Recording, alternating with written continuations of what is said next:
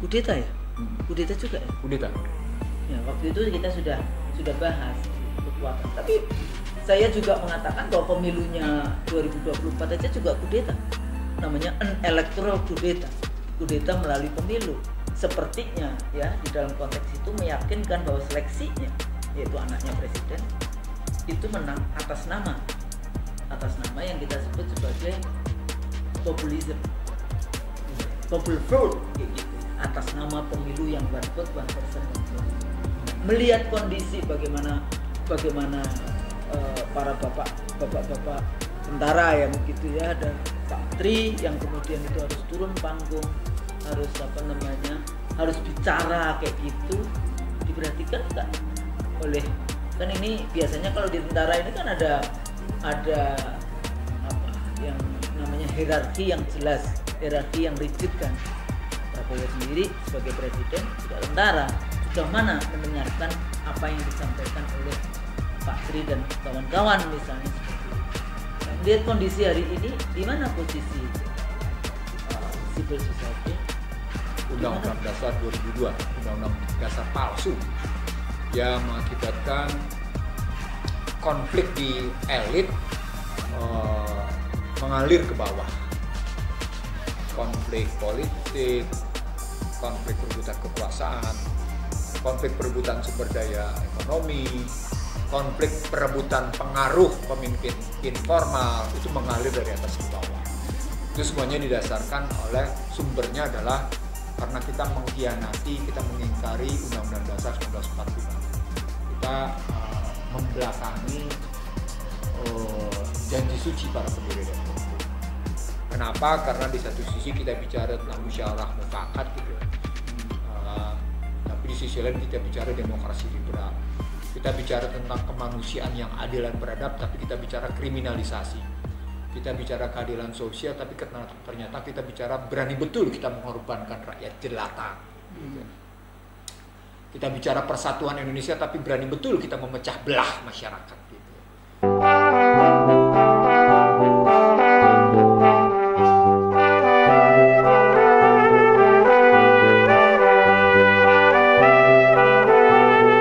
Bismillahirrahmanirrahim. Assalamualaikum warahmatullahi wabarakatuh. Waalaikumsalam warahmatullahi wabarakatuh. Alhamdulillah bertemu kembali dengan IC The Real Show, Conversation to Scholars, Dr. Iksanuddin Nursi dan saya sendiri bersama.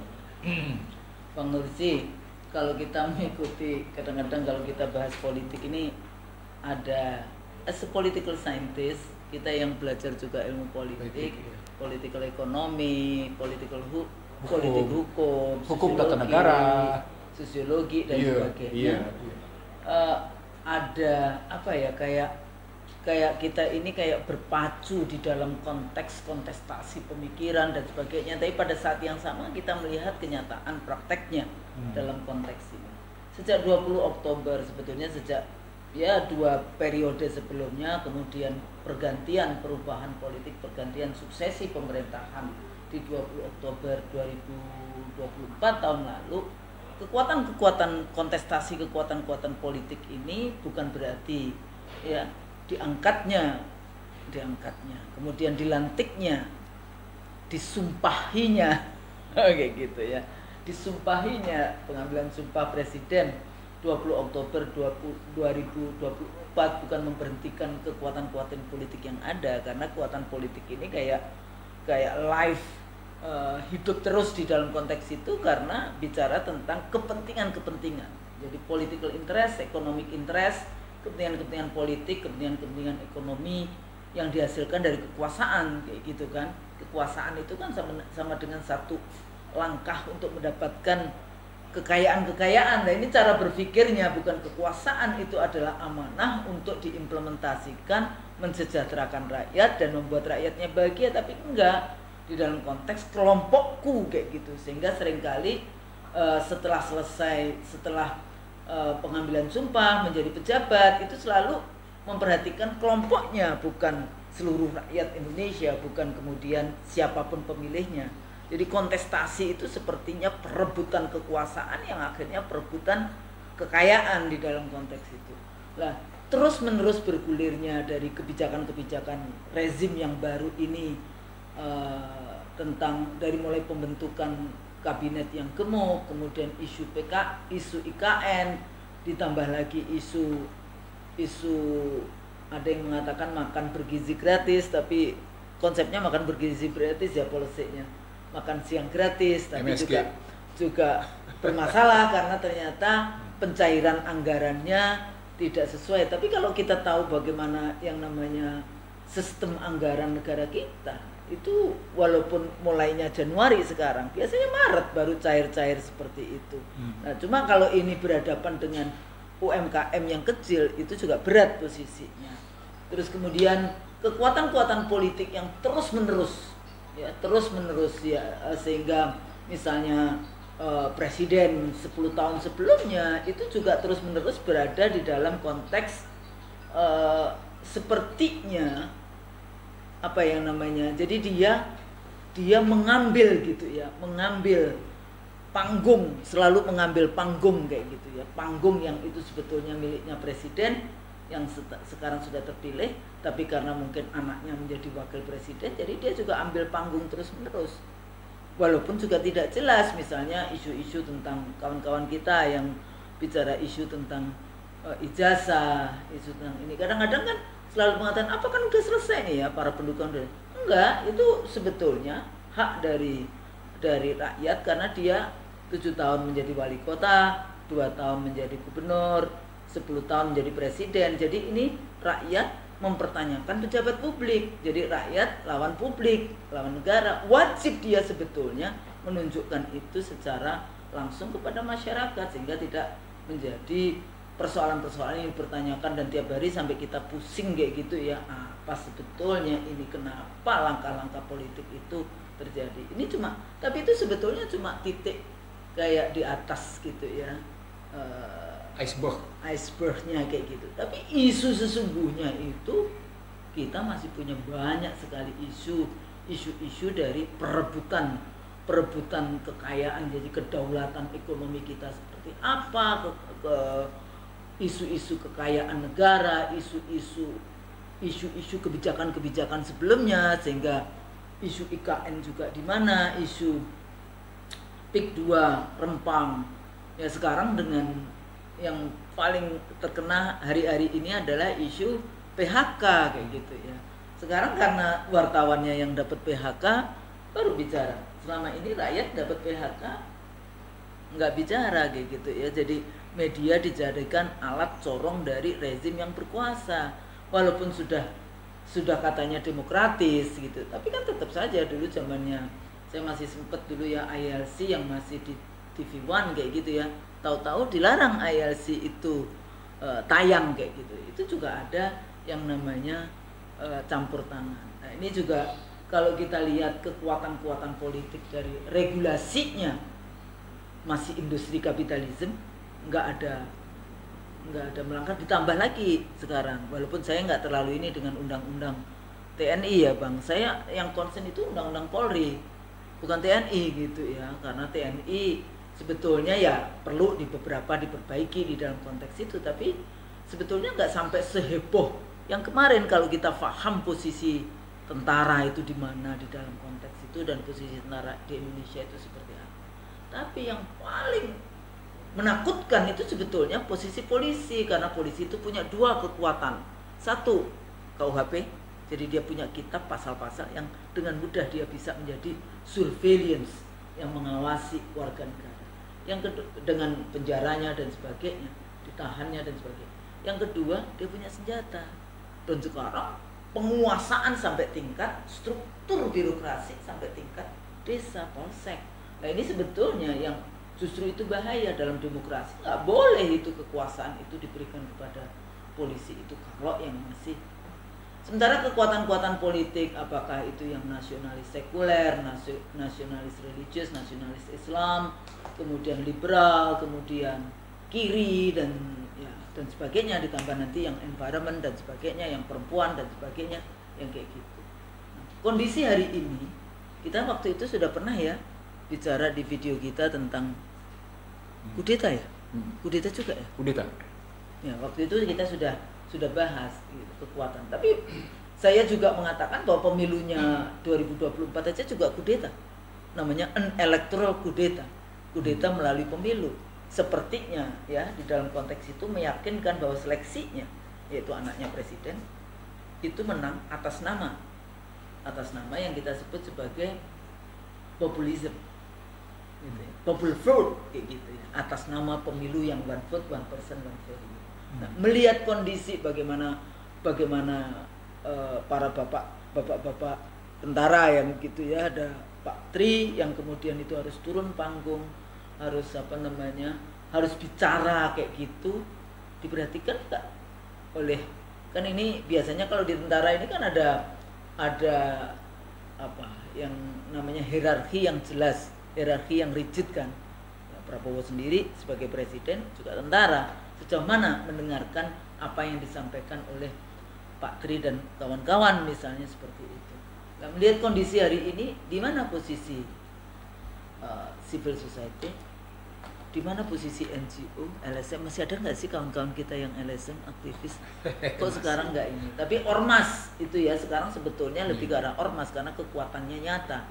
Karena kalau kita lihat LSM sebetulnya dia itu elitis, dia nggak punya basis massa, nggak ada di dalam konteks ini ya. Mau LSM apa, basis massa nggak ada. Tapi kalau ormas dia punya basis massa sampai tingkat ranting, sampai tingkat desa di dalam konteks ini.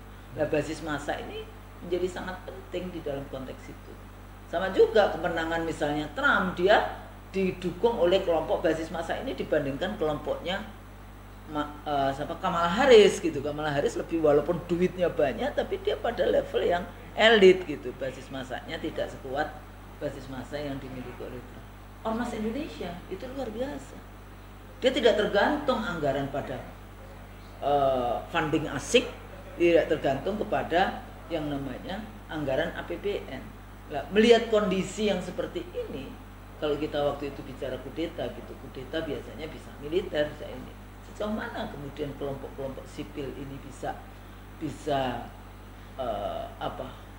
menjadi kontrol dari rezim, ataukah apa sesungguhnya yang harus kita lakukan, harus kita amati dan kita waspada di dalam konteks ini.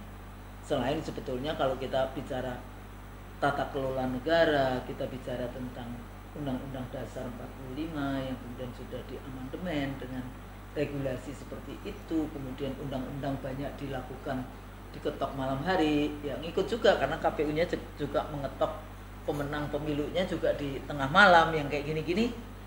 Tingkah laku politiknya sendiri seperti itu. Nah, sementara kawan-kawan ini yang berjuang untuk keadilan terus ya, yang sering kali saya ingatkan bahwa berjuang untuk keadilan, perjuangan itu memang nggak mudah, selalu ada kesulitan, itu namanya perjuangan, ya nggak? Kalau kita mau masuk ke jannah kan ya ada pathnya gitu, pathnya ya ujian-ujian ini.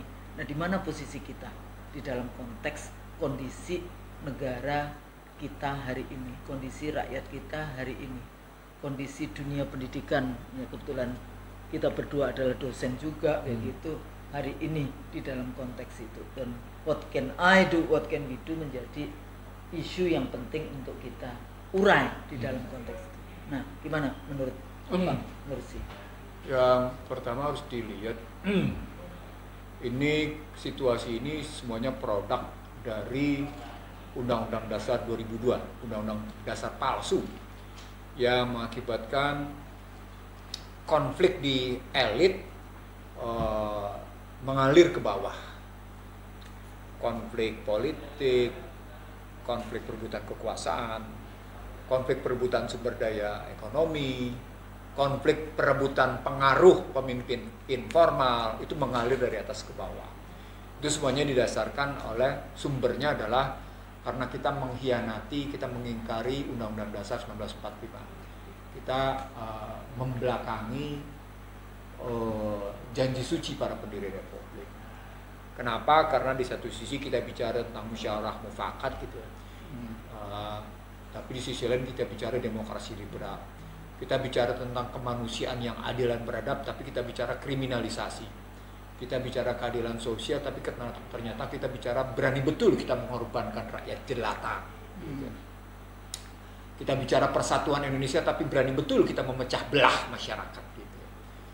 Kita bicara ketuhanan yang Maha Esa, tapi ternyata kita canangkan itu, tapi ternyata kita bicara tentang keuangan dan kekuasaan adalah segala-galanya. Gitu.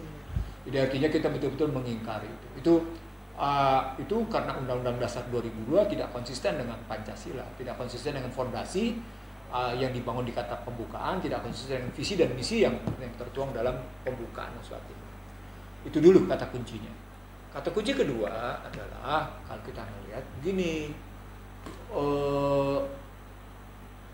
selama itu tidak disadari, maka sesungguhnya Indonesia akan selalu terus-menerus masuk dalam satu kondisi sosial yang terus dipecah belah, dalam satu kondisi sosial yang tidak pernah bisa mendekati atau menegakkan janji sucinya, yang tidak pernah bisa menjalankan visi misinya, yang tidak pernah bisa menegakkan fondasinya. Dalam bahasa yang lain, kalau saya sejak awal, sejak saya di DPR hingga hari ini, betapa pentingnya kita inward looking gitu. Kalau kita bicara inward looking, maka kita bicara dulu fondasi kita secara benar. Kita harus bicara tentang visi misi kita secara benar gitu.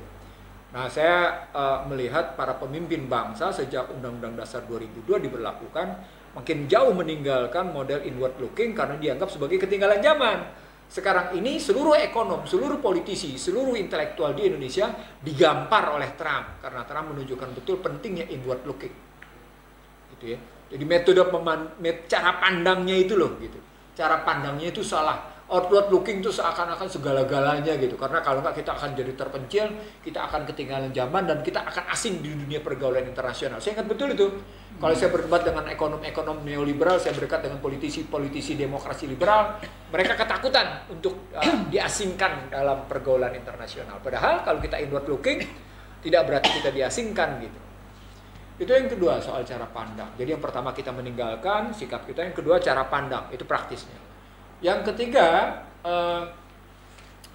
kita ternyata bukan hanya meninggalkan, mengingkari dan cara pandangnya aneh. Yang ketiga yang paling penting adalah ternyata kita berani melanggar moral dan etika yang muncul berkembang berdasarkan Undang-Undang Dasar 2002. Misalnya, kita acap kali menyebut sebagai autokrasi legalisme. Nah, kita itu pembahasan kita entah kapan tahu itu ya, autokrasi legalisme gitu posisinya. Satu model autokrasi yang dibenarkan secara hukum gitu. Dan itu melanggar betul etika publik dan melanggar betul yang namanya moral publik gitu. Apa itu?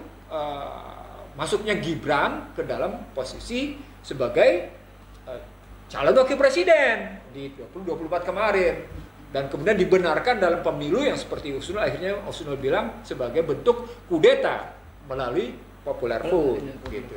Itu Usunul bilang kayak gitu ya. Itu karena tadi terjadi pelanggaran etika publik, terjadi pelanggaran moral publik, maka kemudian Usul sampai pada kesimpulan, ya udah berarti Anda sudah melakukan kudeta moral, kudeta etika. Itu yang ini mendasar. Ini meninggalkan bekas luka mendalam di masyarakat. Kenapa? Karena hukum dijadikan alat kekuasaan. Nah, ketika dilihat hukum sebagai alat kekuasaan, gitu ya, mau tidak mau dia mundur ke dalam model apa yang dibangun oleh pasal 6A ayat 2. Apa itu? Presiden sebagai pemegang kekuasaan segala-galanya berbasis pada kedaulatan yang dipegang oleh partai politik dan dipegang sepenuhnya oleh presiden. Dan presiden bisa melakukan politisasi, presiden bisa melakukan komersialisasi, presiden bisa melakukan yang namanya kriminalisasi. Yeah. Nah, ini yang saya sebut sebagai PKK nih. Ceritanya begitu gitu ya. Nah, bekas luka mendalam karena kerusakan moral dan etik pada pemilu 24 berdasarkan pemilu 20 itu membuat yang namanya masyarakat seperti yang kita bilang Husnul sejak awal, bahwa kepemimpinan seharusnya menjadi kekayaan bukan jadi beban. Ketika Husnul tadi menyatakan soal ijazah bikin pusing, itu bukti bahwa kepemimpinan telah merupakan beban. Ingat gak kita bilang leadership is not a liabilities, leadership is a asset. Mestinya begitu kan? Bukan menjadi bebannya rakyat. Beban rakyat, bukan menjadi bebannya rakyat. Bukan liability social, bukan social liability gitu misalnya. mestinya dia menjadi social asset gitu, political asset, economical asset. Ini kan nggak menjadi liability. Apa indikatornya? Lo ijazah berkepanjangan, kasus Gibran berkepanjangan, itu artinya kepemimpinan politik telah menjadi beban. Nah, di situ muncul pernyataan Pak Tri Sutrisno sebagai Presiden Konstitusi pada 5 Februari 2025 tentang pentingnya kembali ke Undang-Undang Dasar 45. Nah, ternyata sejumlah kelompok tentara purnawirawan juga bikin pernyataan yang sama, cuma ditambahkan 7 pernyataan yang lain. Pernyataan yang lainnya adalah gitu ya, memakzulkan Gibran. Nah, ini memantik persoalan. Pak Tri sendiri pada tanggal 30 April 2025 menyatakan, "Mbok ya jangan bikin gaduh. Sudah diselesaikan dengan baik-baik," itu kata Pak Tri. Apalagi kemudian pada tanggal 30 April itu Kunto dicopot gitu. Tapi kembalikan lagi. Ya, walaupun jadi kan 30 April saya bilang. Oh iya. 30 April dan ya. ketika Pak Tri ditanya tentang Pak Kunto dicopot, wah saya tidak tahu. Tapi biarlah itu urusan bapak, urusan anak, kata Pak Tri begitu. Luar biasa jawabannya gitu, jawaban Pak Tri saat itu. Itu level wakil presiden. Itu kearifan luar biasa. Loh, itu omongan bukan pada siapa-siapa, itu omongan langsung pada Ihsanuddin Nursi, gitu ya. Omongan langsung kayak gitu. Nah, dan saya lihat di situ wajahnya tenang dan kelihatan tegas gitu ya. Tanpa kelihatan ada emosi tentang anaknya yang dicopot begitu saja menjadi staf khusus kaset gitu ya. Dari Panglima Komando Wilayah Gabungan 2 dicopot gitu. Bintang 3 dicopot begitu aja tanpa bicara dengan Panglima tertinggi, gimana ceritanya gitu. Artinya poinnya adalah pernyataan para purnawirawan yang kemudian memang belum berdasarkan organisasi Persatuan Purnawirawan Angkatan Darat atau tidak didasarkan pada PPABRI gitu ya. Itu ternyata mengganggu sehingga memunculkan gelombang macam-macam. Pada saat yang namanya kasus ijazah belum selesai, muncullah pernyataan macam-macam. Bagaimana Hercules menyatakan begini, bagaimana Pak Gatot menyatakan begini, semua muncul hanya karena ada panggung politik praktis pada posisi keinginan memakzulkan Gibran. That's the point. Artinya sesungguhnya ketika ada keinginan memakzulkan Gibran dan Tri yang muncul ke situ, sesungguhnya muncul di sini. Seperti tesis yang kita bilang, bagaimana berlakunya pasal 8 ayat 2 dan 3. Andai kata presiden berhalangan tetap sehingga tidak bisa menjalankan peranannya, maka wakil presiden yang akan mengambil alih gitu ya. Lalu wakil presiden akan memilih wakil presidennya, kan gitu. Itu pasal 8 Undang-Undang Dasar 2002. Persoalan pokoknya orang juga nggak suka pada itu. Makanya kemudian motifnya kemudian menjadi memakzulkan. Kenapa orang tidak suka? Karena orang tahu bagaimana kondisi kesehatannya Pak Prabowo Subianto. Menjadi rahasia umum bahwa Pak Prabowo ada persoalan tersendiri soal kesehatannya gitu ya. Rahasia umum sudah. Walaupun tidak ungkapkan, orang bilang misalnya kondisi stroke yang kedua kali macam-macam kayak gitu. Tapi poinnya adalah orang tidak ingin nih kalau Prabowo mengalami sesuatu, Gibran yang naik. Karena itu kemudian orang melakukan gitu. Tapi dalam konteks ini Gibran juga tidak bekerja sendiri dalam konteks justru itu. Kekuatan Gibran, jadi kelompok kekuatan wakil presiden di dalam. Nah, begitu bicara kekuatan itu nampak ketika banyak menteri yang ke Solo, banyak tokoh-tokoh yang ke Solo, bahkan peserta Sehpimen pun ke Solo. Artinya termasuk tokoh yang suka berantem itu namanya Hercules gitu ya. Artinya yang saya mau bilang sama Anda adalah kalau kita mau bilang banyak orang tetap berkunjung ke Prabowo, tadi muncullah istilah orang ada matahari kembar. Artinya ada kepemimpinan formal, ada kepemimpinan informal. Maka terjadi persaingan pengaruh antara kepemimpinan formal sama kepemimpinan informal. Kan terjadi persaingan pengaruh di sini.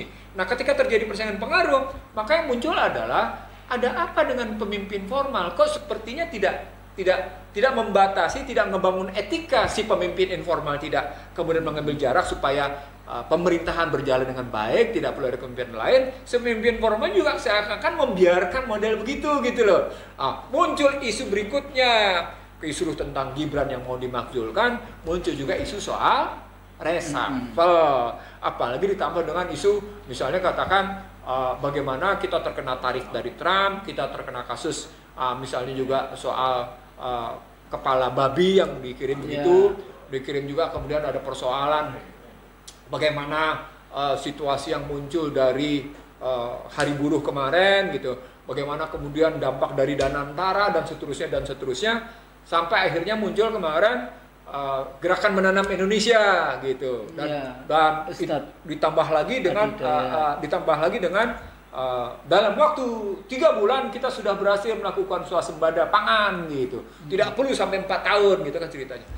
Ini kan isu yang sesungguhnya disampaikan tambah itu dengan isu-isu yang menyertai dengan 1, meningkatnya kemiskinan, 2, meningkatnya Gini rasio, gitu ya, meningkatnya kemiskinan, meningkatnya Gini rasio, meningkatnya PHK, yang ketiga, jatuhnya kelas menengah, turunnya, ini menarik di sini, turunnya Purchasing Management Index yang kelima, yang ketujuh, deindustrialisasi.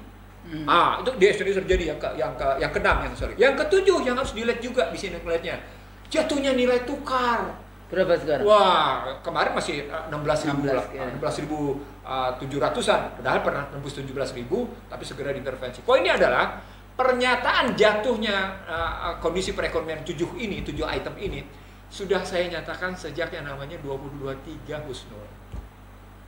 Jadi dalam berbagai diskusi, ambruknya perekonomian dengan 7 indikator ini sudah saya sampaikan. Sampai dalam satu diskusi saya membuktikan pertumbuhan ekonomi Indonesia akan tersendat melambat gitu. Dan sekarang diponis lagi oleh Bank Dunia bahwa pertumbuhan ekonomi Indonesia cuma 4,7. Nah, situasi politik yang kayak gitu ditambah dengan perekonomian kayak gitu ya, berat kayak gitu, masyarakat menjadi pusing. Pusingnya karena siapa sesungguhnya yang mengatasi masalah. Gitu. Ditambah lagi dengan cerita bagaimana muncul bahwa pernyataan para jenderal dengan pernyataan Pak Tri itu bertujuan untuk melakukan sesuatu, memakzulkan Gibran gitu posisinya. Kalau saya bilang pada posisi pernyataan 8 pernyataan para jenderal itu, Pak Tri cuma menyatakan di situ mengetahui. Kalau pada presidium konstitusi, Pak Tri tidak menyatakan mengetahui, dia menandatangani langsung. Iya, penandatangan. Penandatangan langsung. Penandatangan adalah Tri Sutrisno. Enggak ada ya? Ada. Saya punya. Jadi ya, kita punya sih. Kita punya dan nanti bisa kita tunjukkan. Tapi kalau pernyataan 8 pernyataan yang butir pertamanya kembali ke Undang-Undang 45, kemudian butir ketujuhnya soal kepolisian, ya, soal kepolisian di bawah Kementerian Dalam Negeri, butir ke-8-nya adalah memakzulkan yang namanya Gibran, itu Pak Tri statusnya mengetahui, dan jangan salah, pernyataan itu tanpa tanggal Februari. Sementara pernyataan pada Presiden pada pernyataan Presiden Konstitusi jelas tanggalnya 5 Februari 2025. Sebetulnya polisi. Apa artinya? Artinya Pak Tri ingin menyelesaikan masalah. Jadi dia tidak masuk ke dalam panggung politik praktis. Saya harus negasi dulu di sini. Pak Tri ingin menyelesaikan masalah bangsa ini sampai keluar kalimatnya, saya tidak ingin mati kalau kita belum kembali ke Undang-Undang 45. Kalimatnya begitu, saya tidak ingin mati sebelum kita kembali ke Undang-Undang 45. Karena disadari bahwa Undang-Undang Dasar 2002 ini adalah bagian dari pecah belah bangsa Indonesia.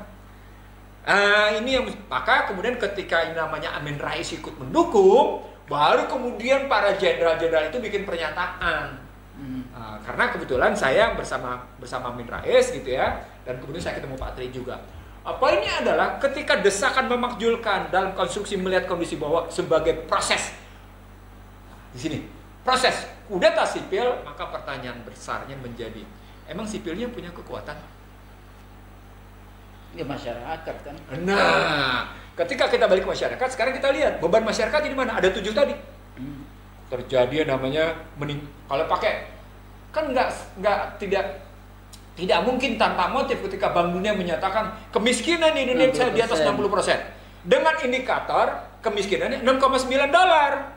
Padahal kita cuma 1, ya. Tadinya 1,9, dinaikin 2,9, sekarang tiba-tiba dinaikin 6,9. Hanya karena kebutuhan purchasing power parity Indonesia memang meningkat.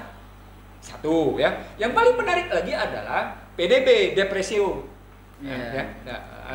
Ini naik menjadi 40,1 gitu.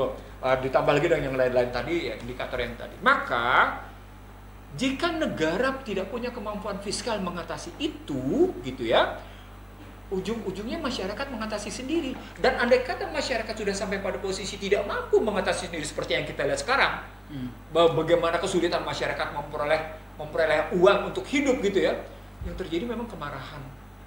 Itu yang disebut dengan iya, kalau tapi Bang, itu sekarang juga persoalan di satu sisi tadi ya, masyarakat, uang masyarakat. Pinjol itu kan juga banyak masyarakat. Sekarang berapa? 1.200 triliun. Tambahannya bukan di situ, Husnul. Bener nggak itu angka? Betul, tambahannya bukan pinjol, tambahan besarnya adalah judol ke pinjol. Double. Jadi 7 masalah tadi ditambah dengan judol dan pinjol. Itu indikasi bahwa masyarakat sebenarnya hopeless. Udah nggak tahu lagi kemana. Mau kemana dia? Itu ceritanya. Jadi kalau memang judol yang 1.000 judol 2000 lebih triliun itu kemana. Jadi poinnya adalah kalau mau diambil begitu gitu ya, 7 masalah ditambah dengan judol dan pinjol, negara mestinya hadir. Negara harus meninggalkan neoliberal. Jangan ikut-ikutan pernyataannya Hatip Basri dan Sri Mulyani. Ya itu kan memang simbol liberal dan neoliberal, bukan Pancasila. Enggak, karena mereka terbuka ngomongnya sama saya. Saya berani ngomong Sri Mulyani karena dulu sangat sering kita bicara dulu. Jadi terbuka dia ngomongnya. Itu jangan pernah bicara moral dalam ekonomi. Itu Hatip Basri tegas ngomongnya. Itu tegas ngomongnya. Jangan pernah bicara moral dalam ekonomi. In the long term, we all dead. Keynesian itu dikutip habis-habisan. Padahal itu kemudian menjadi neoliberal gitu loh. Begitu juga Sri Mulyani, begitu juga yang namanya dulu Miranda Gultom. Lalu kemudian diikuti namanya. Artinya poinnya adalah ketika kita ngelihat 7 masalah ditambah dengan posisi judol dan pinjol, maka negara harus hadir. Nah, hadirlah negara menghapus bukukan kredit KUR, kredit usaha rakyat, menghapuskan kredit PNM. Lalu kemudian gagas sekarang yang muncul. Apa gagas sekarangnya? Apa? Bikin koperasi merah putih. Nah, tapi juga ini top down. Ini bukan soal top down, koperasi itu sekali lagi derivasi dari gitu ya, derive kalau pakai istilah Husnul, derivasi dari kapasitas modal sosial dengan modal politik dan modal finansial. Jadi kalau Anda bicara hanya modal politik dan modal finansial tanpa bicara modal sosial, selesai masalah nggak? Nggak selesai. Berantakan. Dulu Nggak kayak misalnya kalau kita ngomongin kartu yang mana? Nggak bayar. Ternyata rakyat juga harus bayar kok. BPJS itu kan rakyat bayar. Let's say gini Husnul, Anda dikasih namanya PPDB untuk mahasiswa, program dana beasiswa itu ya, program pembelajaran dan beasiswa. Lalu kemudian ada kartu Indonesia Sehat, ada kartu ini. Itu kan tangan masyarakat disuruh di bawah. Iya, menjadi ini. Tangan masyarakat sudah di bawah. Bangsa ini tidak diajar berdasarkan perjanjian sucinya. Bangsa ini tidak diajarkan untuk menjadikan masyarakatnya tangannya di bawah. Itu sudah melihatnya. Jadi maksudnya kalau cuma sekedar sebentar. Saya ingin mengatakan begini. Undang-Undang Dasar 45 menempatkan masyarakat tangannya di bawah itu hanya pasal 34. Artinya pasal 34 itu hidup sebagai bentuk buffer polisi penyangga. Andai kata pasal 23, pasal 27, pasal 32, pasal 33, pasal 3, baru muncul pasal 34. Itu pun dikembalikan dulu dengan kata pembukaan. Gitu loh metode berpikirnya. Itu yang saya sebut sebagai negara mensejahterakan dan mencerdaskan. Itu jadi baliknya. Ini soal format berpikir. Ini soal keberpihakan. Kalau pakai bahasa kerennya, ini tentang paradigma kebijakan. Masih ada, dia selalu mengatakan, tapi persoalan-persoalan utama memang para pemimpin kita itu menurut saya, baik yang di Senayan maupun yang di legislatif, eksekutif, yudikatif, itu mungkin nggak baca konstitusi. Saya pernah diskusi dengan beberapa anggota DPR yang namanya melambung, saya nggak usah sebut siapa. Saya bilang, Anda jangan dong membahas cuma strategik fungsional. Iya, nanti baru kita bahas ke konstitusi. Oh, rupanya dia asik dan permainan gelombang permukaan dalam buih. Strategi fungsional itu kalau mau kelihatan populer, pendekatannya pasti buih. Pasti pendekatannya casing. Main di konteks, pakai pendekatan 5C ya. Casing, konteks, konten, komprehensif, konsisten. Kalau Anda mau main populer, maka pasti Anda bermainnya di casing sama di konteks. Casing sama konteks. Di kemasan, wih kemasannya cantik. Wah gitu. Oh konteksnya apa nih? Wah sedang pesta, maka mesti cantik gitu loh. Oh konteksnya apa nih? Bikini, maka casingnya bikini. Konteksnya di pinggir pantai. Misalnya contohnya begitu gitu contohnya. Oh ya itu mau populer begitu memang. Populer memang begitu. Tapi ketika bicara tentang yang namanya konten komprehensif dan konsisten akan beda. Kenapa? Karena tekanannya pada konstitusi. Bagaimana menghidupkan konstitusi dalam kehidupan berbangsa dan bernegara. Gitu mestinya. Jadi konstitusinya itu jadi hidup di dalam kebijakan-kebijakan. Pertanyaannya juga konstitusi yang mana? Ya karena tidak Undang-Undang Dasar 45 pembukaannya lah. Oke. Kalau pembukaannya batang tubuh Undang-Undang Dasar 2000 bertentangan dengan pembukaannya. Iya, emang. Padahal TAP MPR nomor 1 tahun 2002 memberlakukan 2 konstitusi. Di satu sisi menyatakan pakai yang asli. Ya kalau pakai asli maka sesungguhnya gitu ya, supaya tidak terjadi kudeta sipil. Kalau misalkan nih kepengen kita pakai yang asli, oke, itu berarti kita mengatasi. Jadi nggak percaya militer di Indonesia bisa kudeta? Sesungguhnya dalam sejarah militer kudeta itu kalau didukung rakyat, kalau rakyatnya nggak dukung militer nggak bisa. Justru di sini Husnul menarik. Apa kan cerita tentang kudeta militer kan di Turki kemarin gagal ya, karena rakyatnya nggak setuju juga. Di Venezuela gagal. Hanya beberapa hari berhasil diambil alih dari yang namanya Hugo Chavez, tapi Hugo Chavez bisa mengembalikan. Gitu ya, itu gagal. Yang pernah terjadi lagi di mana? Kudeta militer. Oh, di Filipina.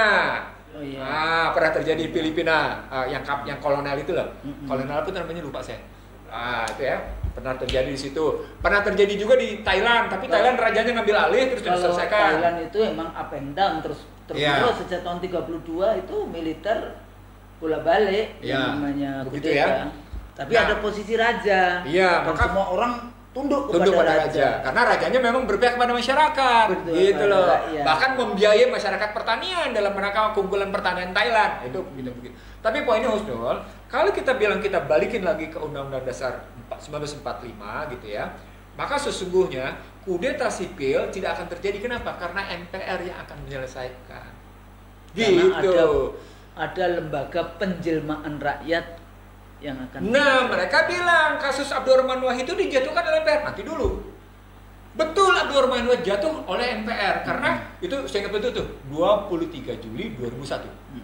Saya ingat betul tuh. Kenapa? Karena beberapa hari sebelumnya tepatnya sejak namanya Januari sampai dengan Juni, saya debat tajam dengan Mas Dur soal bagaimana situasi negara saat itu gitu ya.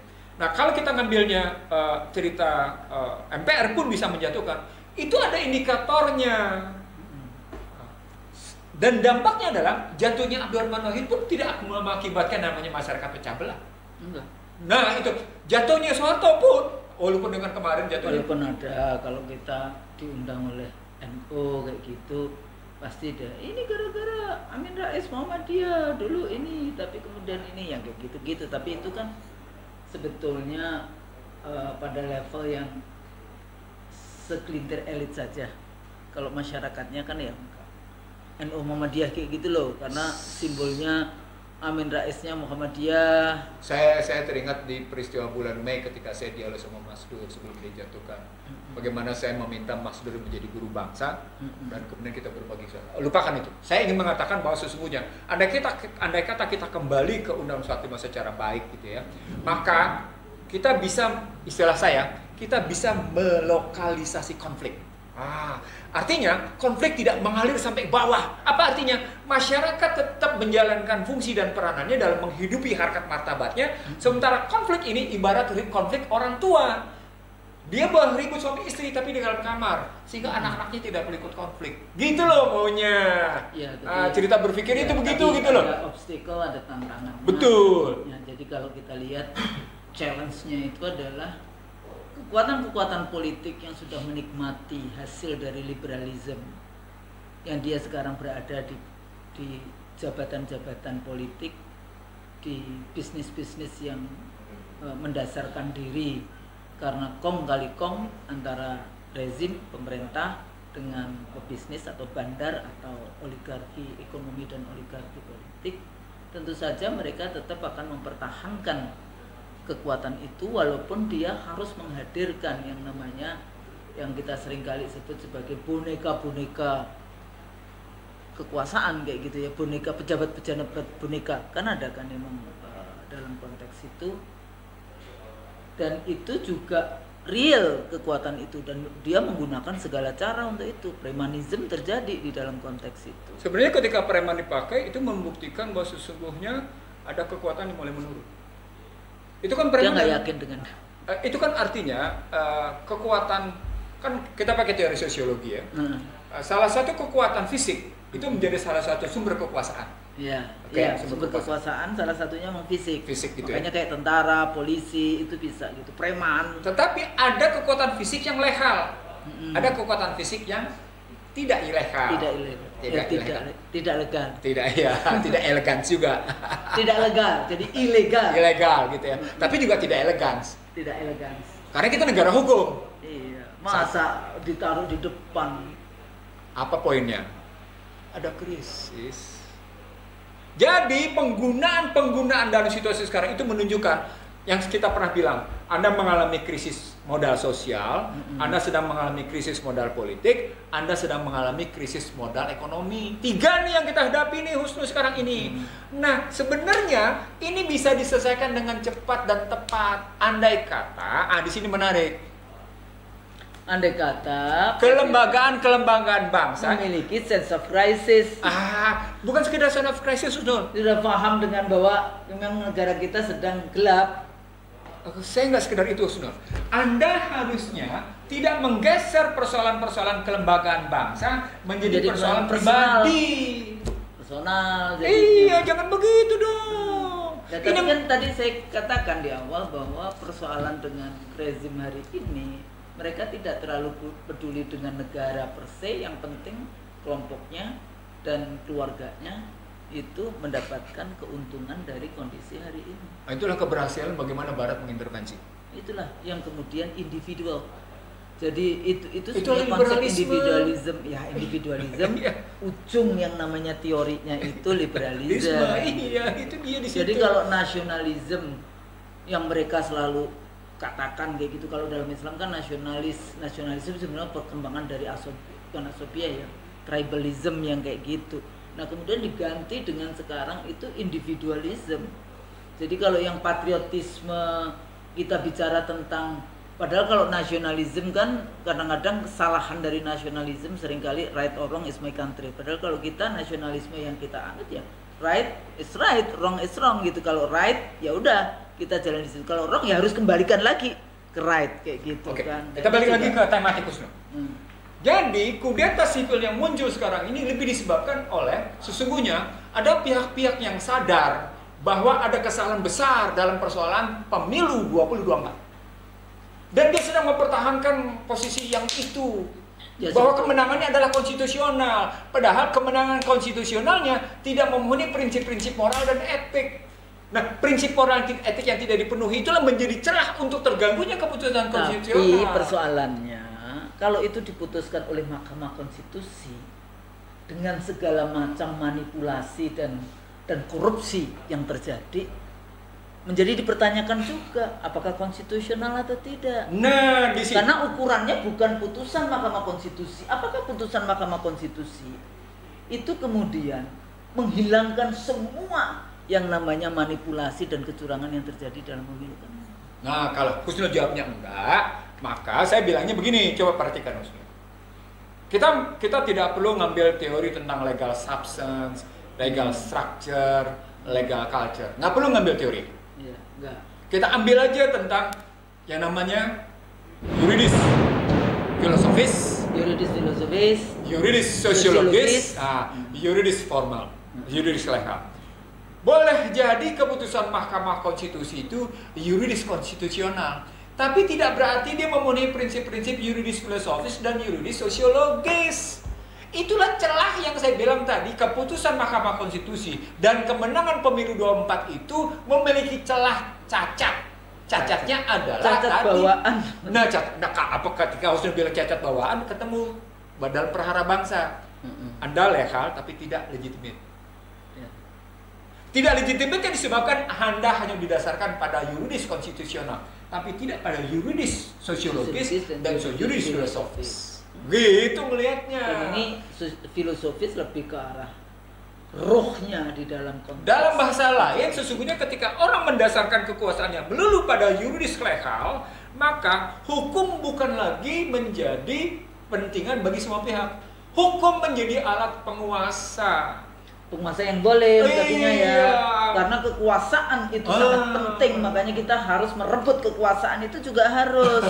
Enggak nanti karena kalau cuma oh ya kekuasaan, akhirnya orang berpikir bahwa kekuasaan itu jelek semua, padahal enggak. Anda mau berjuang untuk keadilan dan sebagainya. Hanya kalau Anda punya kekuasaan, iya, itu bagus. Nah, itu makanya saya bilang tadi. Jadi kalau kenapa saya bilang bahwa sesungguhnya negara berdasar Pancasila itu adalah paduan dari 3 modal. Modal sosial, modal politik, modal ekonomi, modal finansial, gitu. Modal sosialnya jujur, komitmen, punya nilai-nilai, jejaring sosialnya hidup, dan ada kepemimpinan. Dihidupkan dalam modal politik, diterjemahkan dalam modal ekonomi, sehingga muncul keadilan sosial berbasis kesejahteraan, gitu loh melihatnya. Sekarang ini, karena melulu pada persoalan yuridis legal, tanpa dipenuhi yang namanya kekuatan yuridis sosiologis, yuridis filosofis, maka jadilah ada celah kudeta sipil gitu. Ya, jadi walaupun mereka selalu mengatakan, oh iya ini legal, ini sudah diputuskan oleh KPU, sudah di ini, enggak yang namanya tadi legitimasi, ya itu bisa naik turun. Kalau kemudian Anda sudah diputuskan hari ini, 1 hari kemudian kebijakan-kebijakan yang Anda keluarkan itu ternyata tidak sesuai dengan konstitusi, kayak gitu, tidak sesuai dengan pembukaan undang-undang dasar, tidak sesuai dengan tadi ya yuridis, filosofis maupun sosiologis, maka ya legitimasinya itu jatuh. Orang kan berpikir dapat borongan ini, udah diputuskan oleh MK, udah diputuskan oleh KPU, udah jangan dong terus kontrol kita. Terus dilantik gitu ya. Udah dilantik, jangan dong kita dikontrol. Saya biarkan saya enggak. Dalam demokrasi itu ada yang namanya batasan-batasan juga, civil political liberties, ada partisipasi, kompetisinya nggak boleh pakai kekerasan dan sebagainya, kekuatan dan sebagainya. Itu bagian yang penting. Orang kan berpikir bahwa legitimasinya 5 tahun Anda dapat legitimasi, enggak. Legitimasi politik itu bisa naik turun tergantung kepada bagaimana amanah Anda praktekkan, kayak gitu. Itu yang disebut dengan yuridis sosiologis. Sosiologisnya. Apakah kemudian aplikasi dari yuridis filosofis? Nah, kalau ketiga-tiganya ketemu, dia maka akan menjadi muatan keadilan. Disitulah wujud bagaimana negara hadir dalam kondisi sosial, bagaimana hadir dalam kondisi politik, bagaimana hadir dalam kondisi ekonomi. Nah, artinya ketika kita tahu ada pihak-pihak yang bicara tentang itu pernyataan 8 pernyataan ini bukan pernyataan dari organisasi yang sah. Ini logika sah, ini pendekatan yuridis legal. Sah aja kan, rakyat kan ngomong sah saja.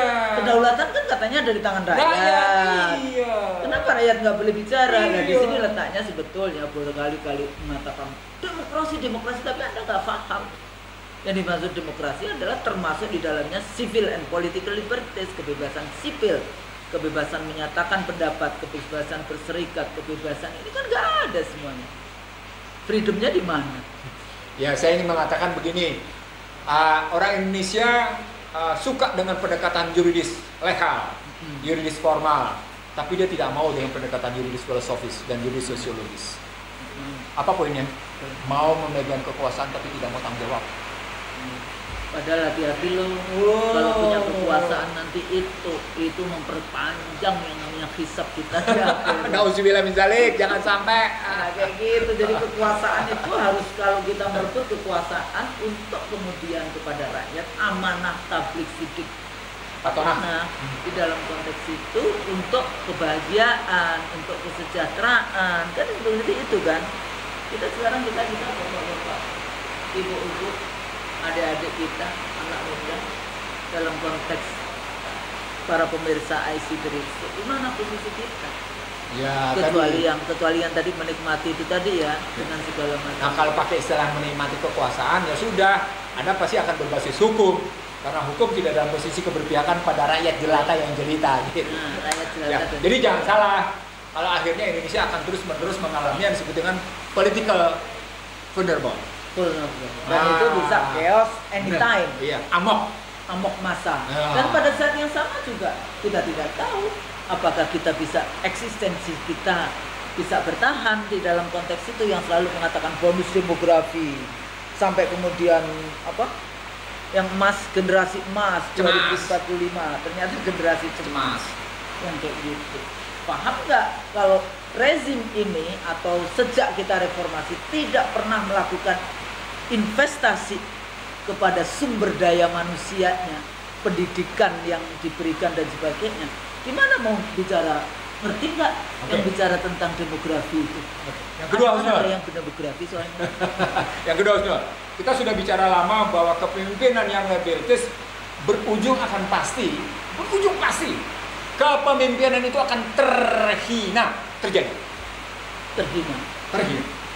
Kita udah ngomong kapan tahu itu bahwa satu kepemimpinan yang liabilities yang menimbulkan beban dia akan menjadi terhina. Nah, kita ingetin sekarang nih. Contohnya jangan Indonesia. Kamal Atatürk. Kamal Atatürk ya. Siapa yang kemarin pergi ke Kamal Atatürk? Ada lagi polisi yang kemarin ada orang kaya yang demikian rupa tapi ternyata juga habis digulung.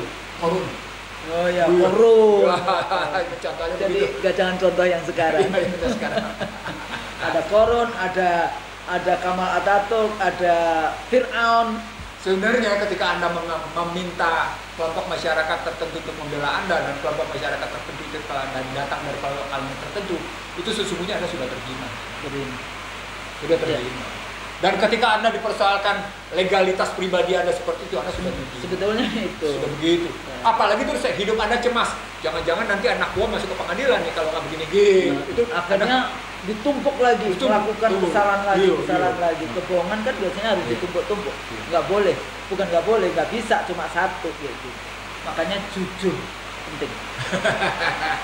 Jadi gimana? Jadi perlawanan apa yang bisa kita lakukan? Jadi kalau kita tidak ingin ada tesisnya karena kepemimpinan itu bukan liabilities tapi aset, satu.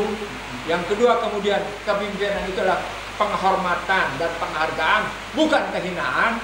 Gitu kan?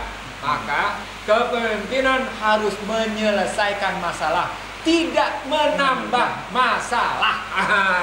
Kayak ininya Pegadaian itu gimana? Menyelesaikan masalah tanpa masalah. Padahal tetap masalah. Karena pakai riba. Gitu.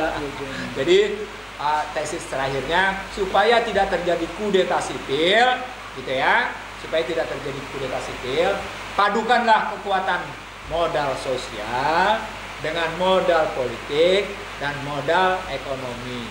Tanpa itu Anda akan hidup sebagai omon-omon yang Ihsanuddin Nursi bilang. Lah, jangan pakai ngikutin itu bahasa Indonesia yang salah. Ya, makanya saya bilang kalau pakai istilah Ihsanuddin Nursi, Anda cuma omong doang. Mungkin lagi seneng begitu. Nah, itu bukti bahwa sesungguhnya Anda cuma sekedar enjoy the power. Tapi jangan bilang dong, Anda cuma pandai ngomong tapi tidak bisa berbuat. Nanti dulu. Coba bilang Anda cuma pandai ngomong tapi pandai berbuat. Anda kan menuding pihak lain juga bilang, itu cuma pandai ngomong tapi tidak pandai berbuat. Mari kita buktikan. Sudah kita berikan kekuasaan itu untuk Anda berbuat. Itu Husnul masih bilang, sorry itu saya. Astagfirullah. Saya bisa buktikan, saya bisa berbuat. Dan sudah saya lakukan, saya bisa berbuat. Jadi dalam sejarah Republik ini, saya sudah bisa membuktikan. Dan sudah saya buktikan baik dalam jalur politik, jalur ekonomi, maupun jalur sosial. Bisa saya buktikan. Cuma kalau ngomong kayak gini jadi sombong. Tapi jangan menuding orang cuma bisa ngomong, cuma pintar ngomong, tapi tidak bisa berbuat. Nanti dulu. Mari berhadapan. Mari kita buktikan. Bahasanya kan kalau saya gitu langsung let's your job. Itu gaya American tuh. American itu American style itu.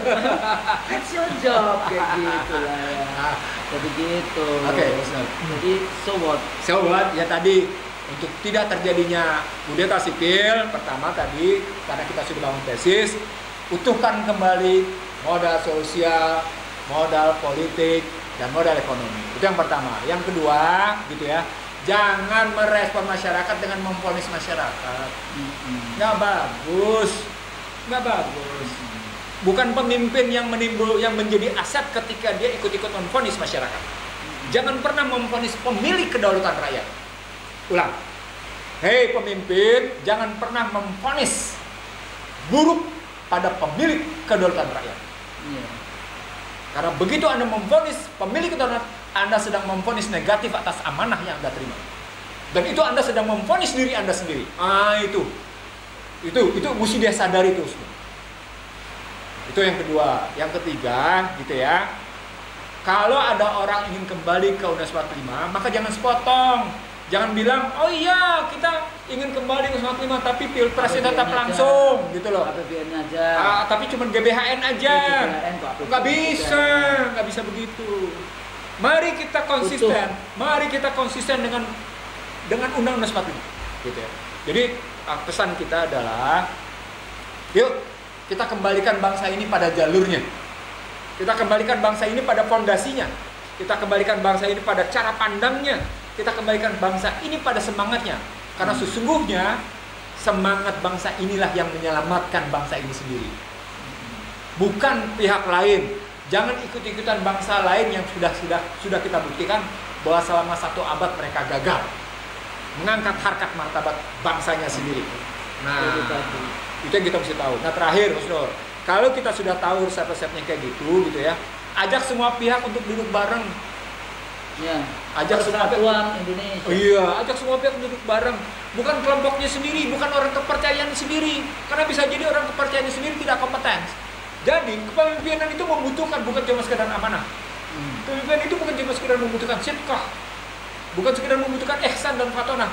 Kepemimpinan itu juga membutuhkan yang namanya skill, membutuhkan yang namanya knowledge, membutuhkan satu keimanan. Jadi dia diukur oleh skill, knowledge, attitude. Betul-betul kayak gitu. Dan itu runtunan konsistensi dari kolbu, ucapan dan tindakan. Dan itu akan nampak. Ngapain juga lu punya jabatan bagus kalau ternyata ucapan lu jelek, kalau tindakan lu jelek, kolbu lu juga kelihatan jelek, kan lu nggak bagus. Gitu. Iya. Jadi ujungnya adalah pemimpin itu akan menjadi teladan yang baik ketika dia mengalirkan yang baik. Tapi pemimpin itu akan mengalirkan yang buruk ketika dia juga menunjukkan keteladanan yang buruk. Seperti kenyataan sekarang. Ulang, seperti kenyataan sekarang. Nah, balik lagi ke tesis pertama. Pemimpin tidak boleh menjadi beban masyarakat. Pemimpin adalah kekayaan masyarakat. Ketika dia menjadi beban masyarakat, percayalah, dia akan berujung pada keterhinaan. Begitu, Saudara? Oke. Jadi pemirsa IC3, negara kita itu katanya disebut sebagai negara Muslim terbesar di dunia, walaupun katanya Pakistan mau ambil alih nih. Nggak tahu jumlahnya. Dari segi jumlah. Tapi jumlahnya itu. Kita dulu punya, bukan dulu ya, sampai sekarang Pancasila, ya, ketuhanan yang Maha Esa tadi, bukan keuangan yang Maha Kuasa. Iya. Hari ini memang kondisi bangsa kita setelah 10 tahun atau selama reformasi ini kita luar biasa rusak di semua lini. Tapi hari ini mestinya ya bangsa ini bagaimana mengembalikan kepada dignified nation kayak gitu kan. Biasanya kan kita selalu bahas tentang dignified nation. The dignity of people. The dignity of people. Powernya, power to do, bukan power over. Yeah. Ya, jadi bagaimana kekuasaan itu untuk melakukan sesuatu, berbuat. Jadi tidak semua kekuasaan, oh ya kekuasaan enggak, kekuasaan power to do. Yeah. Itu juga tanda tangan Anda untuk menyelamatkan anak bangsa. Itu nanti akan jadi saksi-saksi kita di saat Yaumul Hisab. Jadi jangan kemudian rakyatnya dikriminalisasi tadi ya. Yeah. Jadi mengontrol negara. Kedaulatan katanya ada di tangan rakyat, ya. Tapi rakyatnya dikriminalisasi. Rakyatnya dikriminalisasi kalau mengontrol. Anda kan maunya yang yes man, yes sir, yang kayak gitu. Nah bagi rakyat, bagi para pejuang, ini pejuang kan juga mikir juga kan. Aduh sekarang berjuang nggak ada duit, nggak ada berjuang ya. Mikirnya duit, ya nggak? Padahal yang kasih rezeki siapa? Kan Tuhan gitu. Iya. Dalam berjuang itu selalu yang namanya path, jadi jalan perjuangan itu jalan yang penuh dengan suffering. Tapi di setiap tetes darah, tetes jangan darah ya sekarang ya, mungkin kalau belum jadi KM 50 bukan tetes darah ini.